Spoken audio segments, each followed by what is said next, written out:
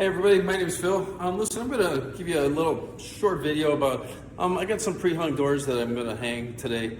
This might be a duh moment for some of you, but I'm gonna give you a couple tips and see if it helps you out for your next project. The definition, of course, of a pre-hung door is just that. It's pre-hung. It has the jamb, it's got all the hinges already. It's actually even bored out for the lock sets already. So you can get these at any big box store or of course any millwork place.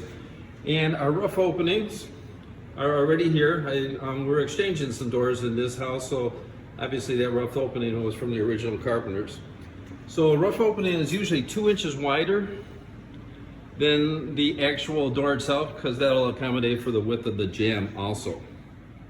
In my area, and probably in most areas, the width of the jamb, that part of the door, is 4 9/16, because that accommodates for the 2x4 plus 1/2 inch drywall on both sides. Okay, so in this case here, this is an in swing, a left-hand door in swing into a bedroom.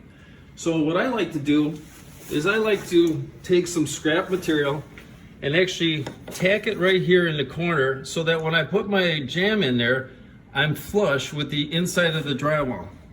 So that's our little trick right now. Okay, so you see that I just put a couple little pieces of scrap trim up there just so that my jamb now will stop right there where the drywall is, so that our casing on this side here, our casing will be flush. Okay, you always of course have to check for plumb. That jamb's pretty good, and that's going to be our hinge side jamb. Pretty good. You guys did a pretty decent job. Okay, our next part is we're going to set the door in place. I mentioned we have the stops here at the top. So carefully set your door into the opening. And as you see, it's stop up here. So now we can double check to center it in our opening. We got some builder shims here. And then we'll put some tacks in there, and then we'll line up the rest of the jamb.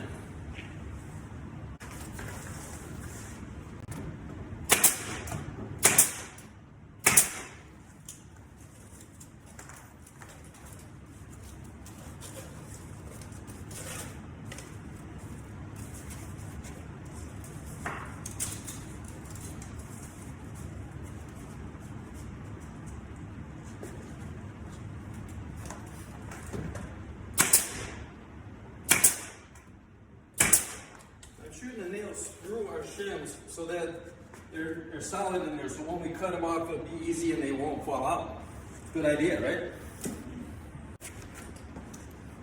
Okay, after we have our top in, again we'll check for plumb, because that'll make sure our door swings and doesn't swing on its own. It swings really nice.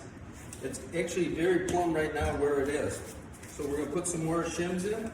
We'll easily be able to flush this out just by sight, or use a shim, and you can see that you're straight across.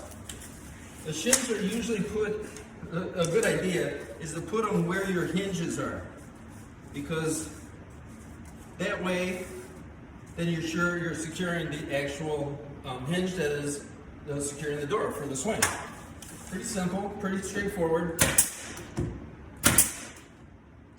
Again, a few nails,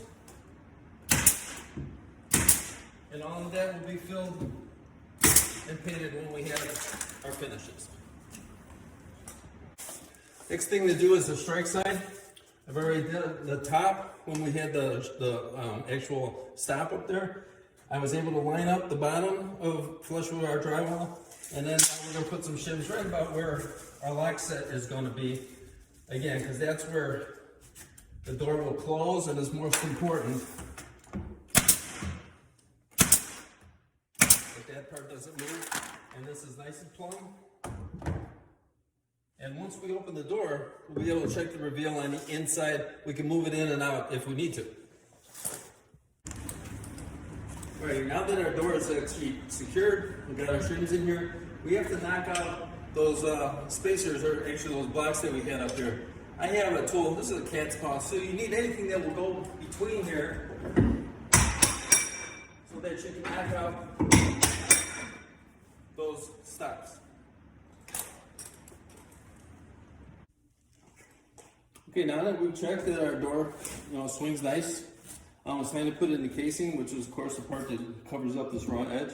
What I like to do is I figure my reveal will be about the same as this. I don't know if you can see it, but right here is part of the jamb.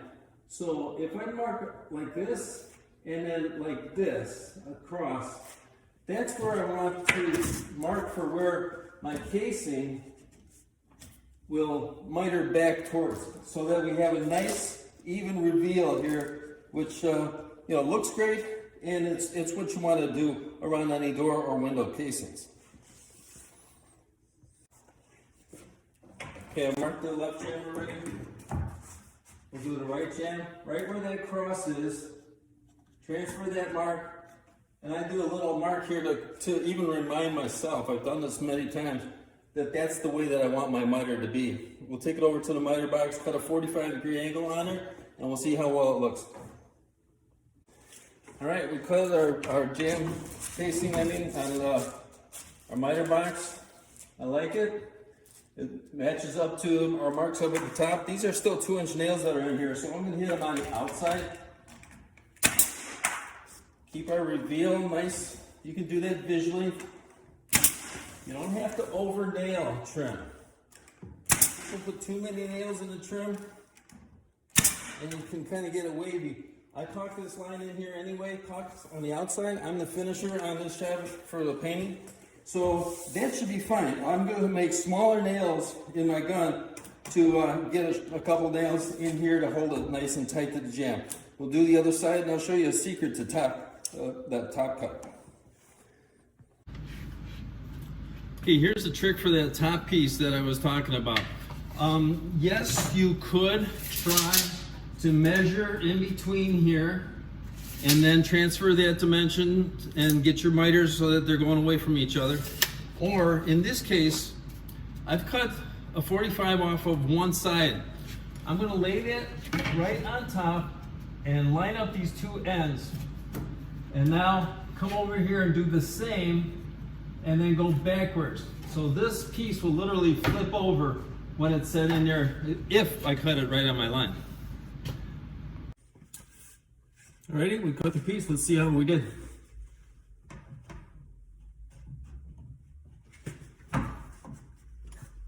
Looks pretty good. Okay, that's the little trick. Just getting that top piece here. Turn it upside down, make the measurement, make your mark, make sure that you go back away from your miter because you're going to flip that piece over, so whatever was on the measurement on this side will actually be on that side.